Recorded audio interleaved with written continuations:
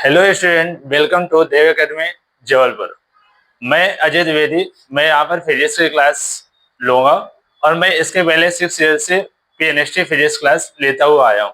मेरे द्वारा पढ़ाए हुए कई बच्चे अच्छे मार्क्स लाके सिलेक्शन लिए हैं और यहाँ पर जो फिजिक्स आती है वो कितने मार्क्स से आते हैं? 20 मार्क्स के। तो आपको यहाँ पर 20 में से 15 to 20 मार्क्स कैसे गेन करना है, इसके लिए हम यहाँ पर क्लास का पूरा मैं अभी आज रोड मैप डिस्कस करूंगा। आज जो है हमारी फर्स्ट क्लास है, इसमें हम आपको स्ट्रेटजी डिस्कस करेंगे और आप भी हमारे साथ जुड़ जाइए। अगर अच्छे मार्क्स लाना है तो आप हमारे साथ जुड़ जाइए। यहाँ पर जो फिजिक्स आती है वो 20 मार्क्स में से क्या क्या आते हैं वो सारी चीजें हम डिस्कस करेंगे। इसके लिए आप हमारे साथ जुड़ जाइए। यहाँ पर जो फिजिक्स आता है वो क्या आता है? 20 मार्क्स है, जिसमें आता है सिलेबस। हम डिस्कस करेंगे यहाँ पर फिजिक्स जो आती है पीएनएसटी में, पीएनएसटी एग्जाम में 20 मार्क्स की। कितनी आती है? 20 मार्क्स की। इस 20 मार्क्स में कैसे हम 15 to 20 मार्क्स लाना है, ये सारी स्ट्रेटजी हम डिस्कस करेंगे और इसके लिए आज हमारी फर्स्ट क्लास है और आप सब लोग इसमें जुड़ जाइए। 20 मार्क्स, ये जो 20 मार्क्स होते हैं, पहले तो हमारे इसमें 11th और 12th दोनों का पोर्शन आता था, बट लास्ट ईयर से हमारे इसमें कितने पोर्शन आता है? केवल 12th का। और हम सबको पता है कि जो 12th तक का पोर्शन है उसमें कितने चैप्टर्स आते हैं? 14 चैप्टर्स। कितने चैप्टर आएंगे? टोटल जो चैप्टर्स हैं वो है 14 चैप्टर्स।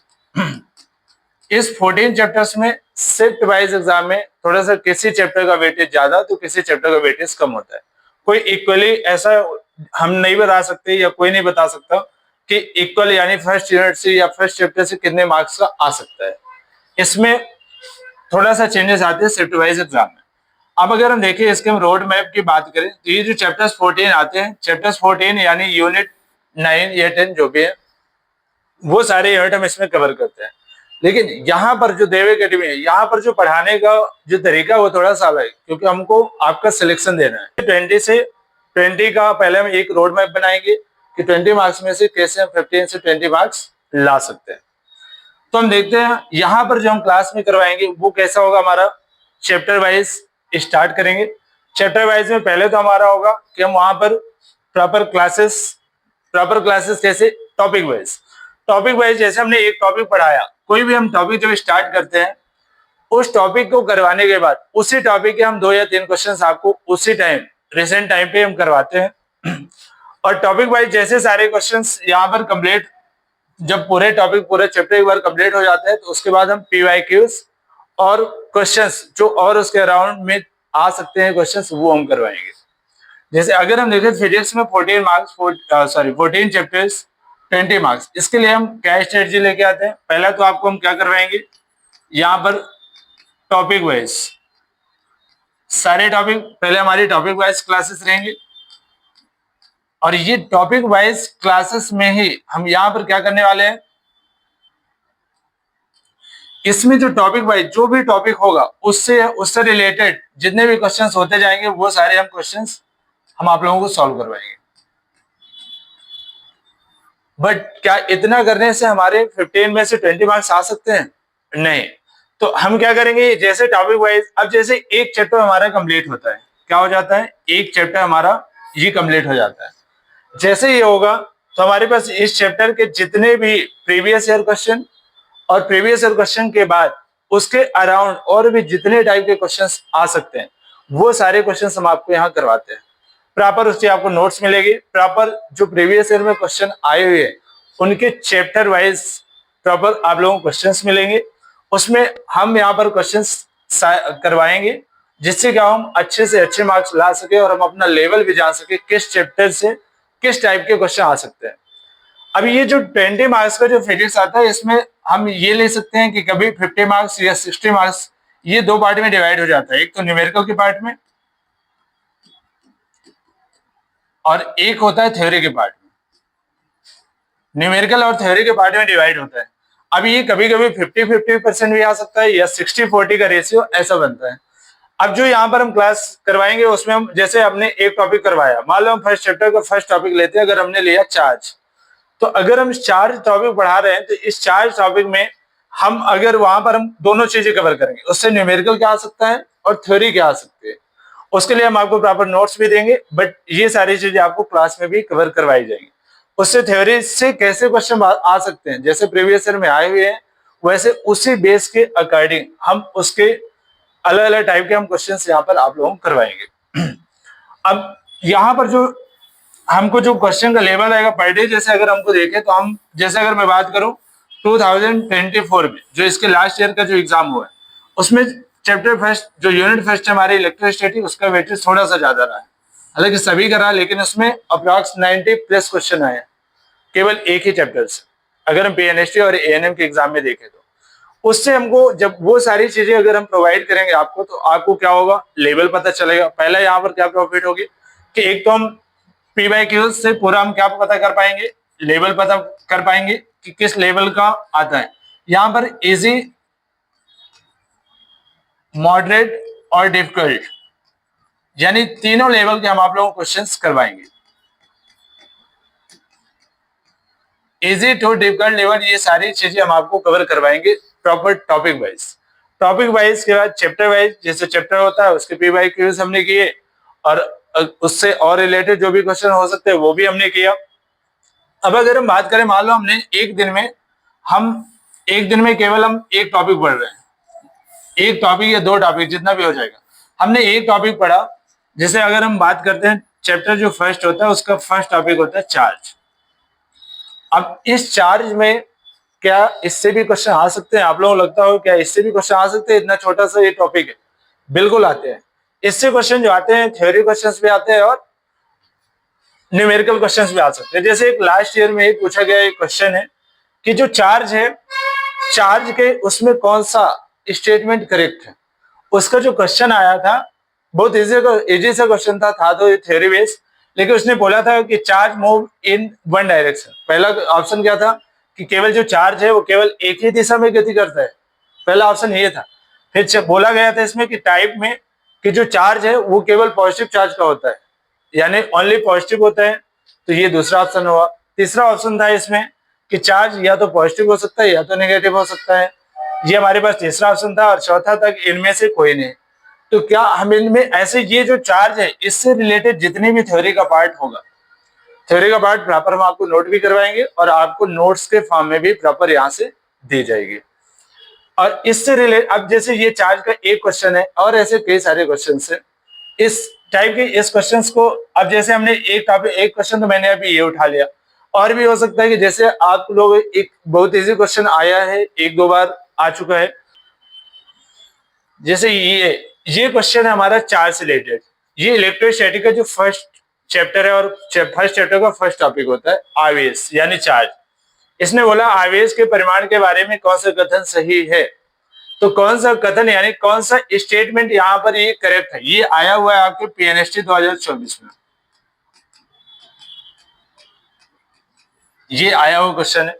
अब इसके चार्ज के इसमें हमको स्टेटमेंट देखना। पहला अगर हम देखें तो हमको पता है कि चार्ज कैसा होता है। सबसे पहले तो अगर हम बोले कि चार्ज क्या होता है, तो चार्ज होता है कि जो भी इलेक्ट्रॉन फ्लो होते हैं तो number of electron is called charge, उसको हम क्या बोलेंगे, चार्ज बोलते हैं।